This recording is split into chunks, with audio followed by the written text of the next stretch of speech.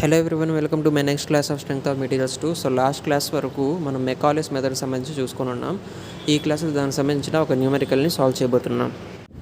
So maximum slope and deflection కనుక్కోవడానికి మన దగ్గర ఉండే నెక్స్ట్ క్వశ్చన్ ఏంటంటే, obtain the equation for slope and elastic curve for the beam loaded as shown in figure and find the deflection and slope at mid point of the beam. ఈ విధంగా మనకు ఒక beam ఇవ్వడం జరిగింది. ఇది ఎటువంటి type of beam అంటే ఒక సింప్లీ సపోర్టెడ్ బీము. ఓకేనా, వాటి యొక్క సపోర్ట్స్ చూస్తేనే మనం చెప్పవచ్చు.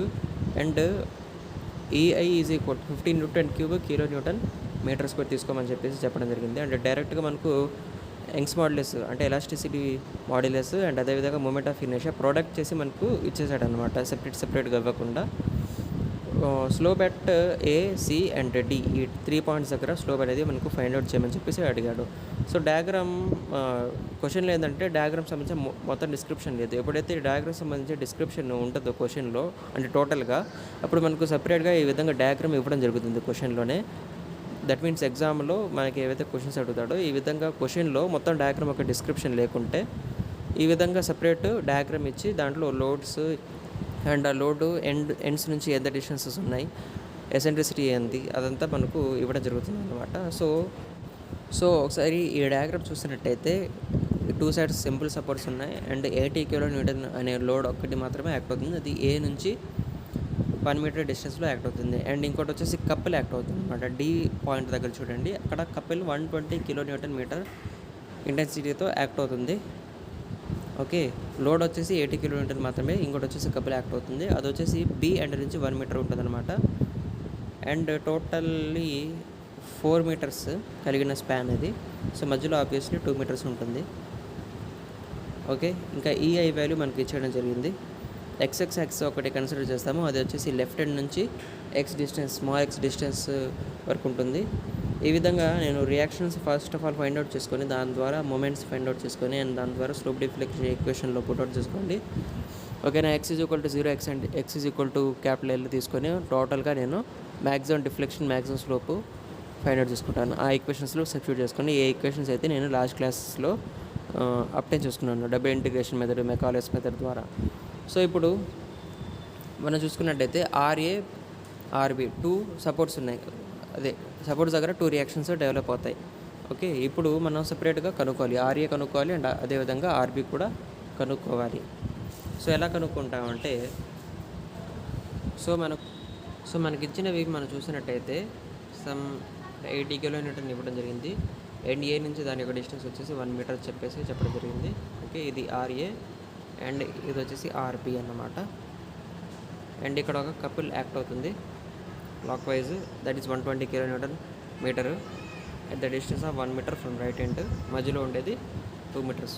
సో టోటల్ ఎంత డిస్టెన్స్ అప్పటికి 4 మీటర్స్ అయిందా లేదా. సో ఇప్పుడు vertically upwards forces equal to vertically downward forces యొక్క సమ్మేషన్. సో ఇప్పుడు చూసుకుంటే మనము RA plus RB is equal to ఏమవుతుంది, ఉండేది ఒక్కటే లోడ్ కదా 80 kN అని చెప్పేసి 120 అనేది అది ఒక కపుల్ మూమెంట్ కాబట్టి దీంట్లో కన్సిడర్ చేయమన్నమాట. ఇప్పుడు algebraic sum of moments about any point 0 తీసుకుంటే కనుక సిగ్మా ఎంబీఏ 0 తీసుకోండి. సో ఏమేమి వస్తాయి అప్పుడు మనకు డయాగ్రామ్లో అబ్జర్వ్ చేస్తే ఆర్ఏ ఇంటూ టోటల్ డిస్టెన్స్ ఎంత, బి వరకు డిస్టెన్స్ 4. ఓకే, అండ్ అదేవిధంగా -80 ఇంటూ హౌ మచ్, దాని యొక్క డిస్టెన్స్ 3, 80 నుంచి దాని యొక్క డిస్టెన్స్ 3 అండ్ అదేవిధంగా -120. దీనికి ఇంటూ సంథింగ్ ఏదైనా ఏది చేయబడలేదు. ఓకే, ఎందుకంటే ఇది ఆల్రెడీ మూమెంటే కాబట్టి 120 డైరెక్ట్ వేస్తాం అనమాట. అంతేగాని 120 ఇంటూ 1 వేసినా కానీ అక్కడ పెద్ద డిఫరెన్స్ ఏం లేదు. ఒకవేళ 1 కన్నా ఎక్కువ డిస్టెన్స్ ఉందనుకోండి, అప్పుడు ఇక్కడ వాల్యూస్ తేడా వచ్చేస్తాయి కదా. సో మీరు గుర్తుపెట్టుకునేది ఏంటంటే, కపుల్ ఎప్పుడైతే మనకు అంటే మూమెంట్లో తీసుకుంటామో ఆ కపుల్ ఇంటెన్సిటీ, ఆ కపుల్ వాల్యూ ఎంత ఉంటుందో అంతే ఎగ్జాక్ట్గా తీసుకుంటారు. దాన్ని మనం డిస్టెన్స్తో మల్టిప్లై చేయకూడదు. సో ఈ విధంగా చేస్తే మనకు ఆర్ఏ వాల్యూ సమ్ 80 ఇంటూ 3 ఇది మైనస్ ఉంటుంది, -80 into 3 -120. So RA into 4 into -80 into 3 -120 చేస్తే ఎంత వస్తుంది వాల్యూ ఓవరాల్గా మనకు.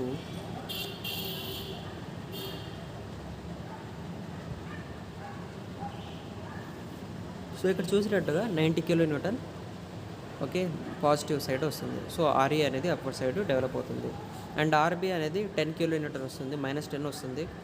సో అది వర్టికల్లీ డౌన్వర్డ్స్ యాక్ట్ అవుతుంది. అండ్ ఆర్బీ మనకు 10 కిలోన్యూటన్ వర్టికల్లీ డౌన్వర్డ్స్ వచ్చింది. And moment about section XX axis చూసుకుంటే కనుక 90x - 80 × x - 1 -120 × x - 3.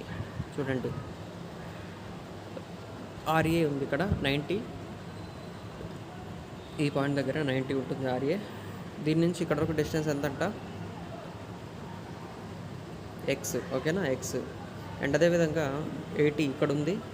అండ్ ఇక్కడ నుంచి ఇక్కడ వరకు డిస్టెన్స్ ఎంతంట, x - 1. Total distance X. ఓకేనా, దాంట్లో 1 పోయింది, 1 డిస్టెన్స్ పోయింది కాబట్టి x - 1. అండ్ దాని తర్వాత ఒక కపుల్ ఉంది. కపుల్ నుంచి ఇక్కడ వరకు డిస్టెన్స్ ఎంత అవుతుంది, ఆబ్వియస్లీ ఇక్కడ వరకు టోటల్గా 3 ఉంది, అంతేనా కదా, ఇక్కడ వరకు 3 ఉంది. అండ్ ఇదంతే అవుతుంది, ఇది x - 3 అవుతుంది. సో కాబట్టి 120 × x - 3. ఈ విధంగా mx = 90x - 80 × x - 1 -120 × x - 3. So మెకాలేస్ method ప్రకారంగా దీన్ని డిఫరెన్షియేట్ చేస్తే కనుక ఒకటి వచ్చేసి EI × dy/dx = mx అవుతుంది.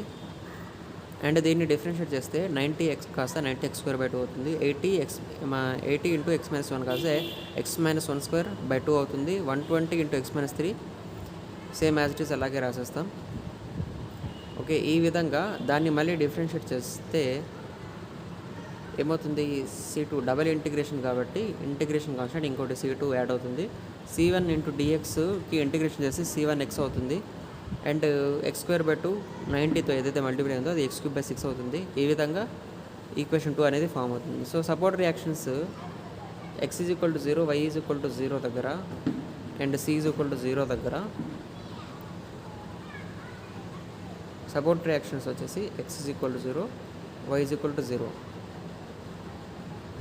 ఓకే, అంతే కదా. ఆబ్వియస్లీ సపోర్ట్ దగ్గర రావాలంటే ఏదైతే సెక్షన్ XX కన్సిడర్ చేసామో అది ఎండ్ దగ్గర పెట్టాలి. ఎండ్ దగ్గర పెట్టాలంటే ఏ పాయింట్ నుంచి అయితే మనం డిస్టెన్స్ మెజర్ చేస్తామో అక్కడి నుంచి కన్సిడర్ చేస్తాం. సో ఇప్పుడు మెజర్ చేసిన డిస్టెన్స్ సేమ్ అదే డిస్టెన్స్ అయి ఉంటే ఆ పాయింట్ 0 అవుతుంది, అంతే కదా. So x = 0.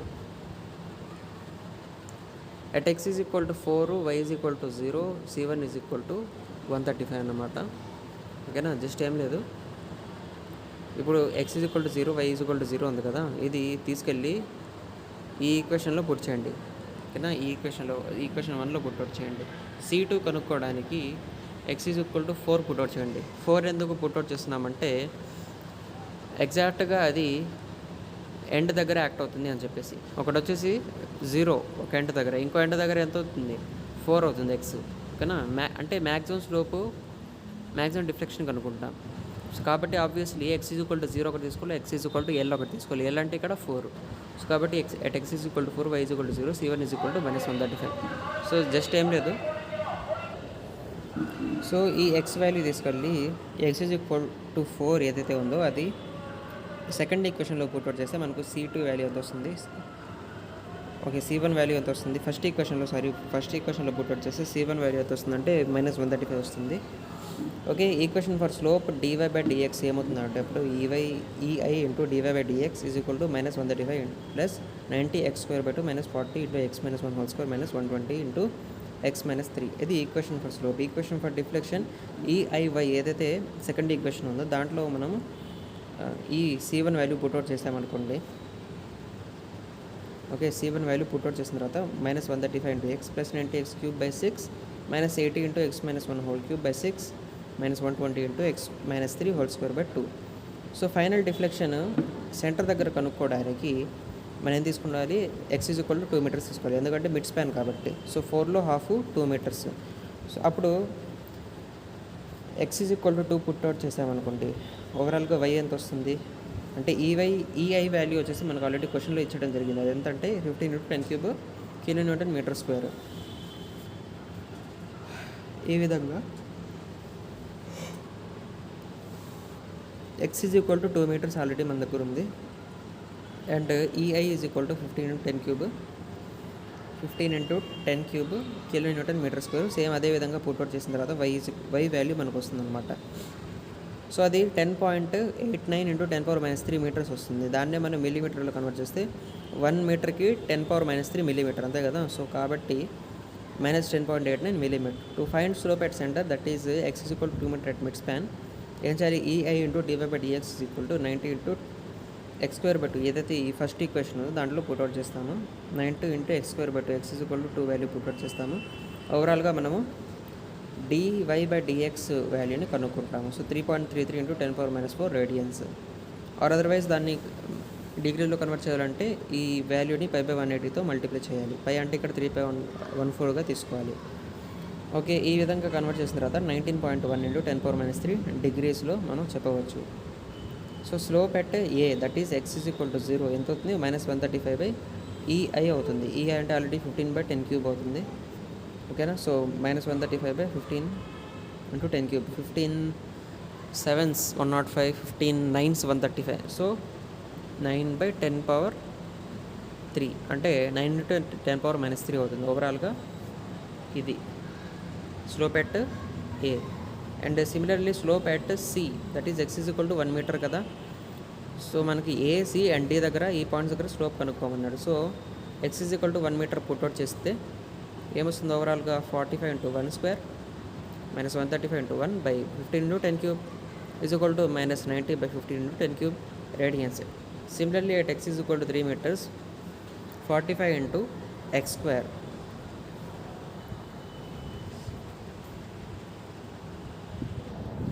అంటే 3² అవుతుంది. -135 ఇంటూ 1 ఏ విధంగా ఇక్కడ మనం ఈక్వేషన్ ఫర్ స్లోప్లో అప్టైన్ చేసుకున్నాం. -135 okay, -135 into x -135 into 1 and -40 into x² okay, -40 into x - 1² okay. x - 1 అంటే ఇక్కడ ఆబ్వియస్లీ 3 - 1 2 అవుతుంది. డైరెక్ట్గా ఇక్కడ వేస్తాను. ఓకే, అబ్జర్వ్ చేయొచ్చు. అండ్ దాని తర్వాత టోటల్లీ ఈక్వేట్ చేసుకుంటే కనుక మనం ఆ ఈక్వేషన్ని 110/15 ఇంటూ 10³ రేడియన్స్ వస్తుంది. సో ఇది ఈరోజు problem. Stay tune for my upcoming videos. Thank you.